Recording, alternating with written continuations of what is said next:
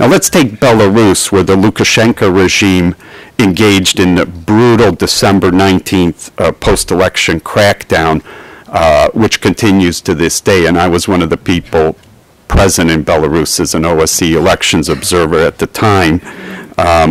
And this is something that I don't know if I thought I saw him around, Larry Silverman, who you'll be hearing from later. Oh, right in front of me, Larry especially spends a lot of time on, has spent a lot of time on in the last few months. Ukraine still has a considerably stronger civil society, greater pluralism, and freer media than Belarus or Russia, despite the pressures on those institutions. In Belarus, basically the entire government and structures and parliament is totally dominated by Lukashenko. He is essentially a dictator. And the regime dominates the state media, which is not yet the case in Ukraine. There's far greater pressure on the independent print media. The political opposition and civil society face far greater constraints. And there is far greater resistance to the regime, by the regime, to both internal and external or Western criticism of their human rights and democracy record, and that is not yet the case in Ukraine. Now, in Ukraine, the opposition has not yet become completely eviscerated, even if it has been weakened, and some of its members have gone over to the majority, which is called Stability and Reforms. They've gone over by one means or another. But there are some potentially cautiously encouraging signs that one would not see in Belarus or Russia. For example, the tax code demonstrations which compelled the Yanukovych regime to compromise on the new tax law, notwithstanding there's a lot of debate as to how much improvement there is in that tax law. It seems to favor the oligarchs over the small businessmen, but you may hear more about that from Andrei and Morgan in their panel. Or the new information access law, which is fairly progressive. We'll see if it's implemented. Or overturning of notorious education minister Tabachnik's restrictive education law, which attempted to limit the autonomy of universities, and I think you'll hear more about that later from Ambassador Miller. Or even a defeat of an attempt to make Russian the second official language. And even sometimes you see instances like the recent firing of an Odessa police officer for denigrating the Ukrainian language. So there are, it's not all black and white in Ukraine is what I'm trying to say. So while I'm deeply concerned, we all are, I think, about the trajectory of democracy and human rights in Ukraine, I do not think that one could say that propalo vse, or all is lost, as Yulia Tymoshenko once famously said about something else about a year or so ago. Now, perhaps Western reaction coupled with internal and civil society or political opposition pushback may serve to put the brakes on the downward slide. With respect to the internal pushback, let's not forget that more than half the country, according to recent polls, is not supportive of the Yanukovych government or the region's party, and their popularity is diminishing, which is not to say that the opposition's is exactly increasing, but that's a subject of another discussion. But instead of being a unifier, Yanukovych has acted to further divide Ukrainian society, especially the more nationally conscious elements.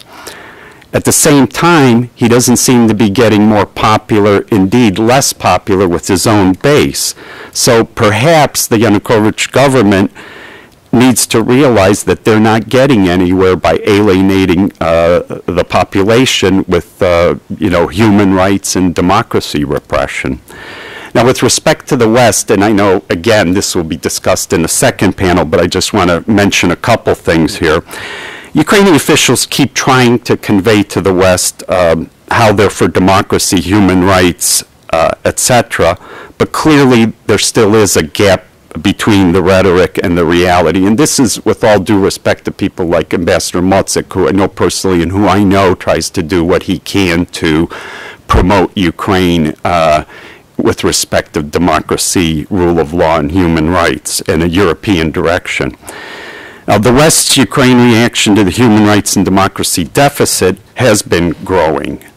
Just take last week, you know, the Strategic Partnership Commission as an example, where here in the U.S., Ukrainian officials heard over and over our concerns. The State Department, Congress, including the Helsinki Commission, the diaspora. Actually, all four of us were present at a meeting last Sunday evening with Foreign Minister Hrishchenko and Justice Minister Lavrinovich, and I think all four of us spoke out in a forthright yet, I think, very civil manner about our deep concerns about certain aspects of Ukrainian reality. They don't want to be perceived as human rights violators. They don't want to be equated, at least enough of them, I think, not all of them, with somebody like a Putin or Nazarbayev or Lukashenko. They even often admit the need to improve. To their credit, and Larry will speak more to this, both sides under the auspices of the U.S.-Ukraine Strategic Partnership Commission will undertake concrete steps to improve the rule of law, democracy, and respect for human rights in Ukraine. And this is all to the good, assuming that the Ukrainian side indeed takes this seriously and acts on it. A senior U.S. official very much involved with Ukraine recently told me that the situation in Ukraine reminds one of the game Whack-A-Mole, though. That is, the West civil society in Ukraine will raise one human rights or democracy issue or problem. That one may get ameliorated or put on hold, but then some other problem pops up.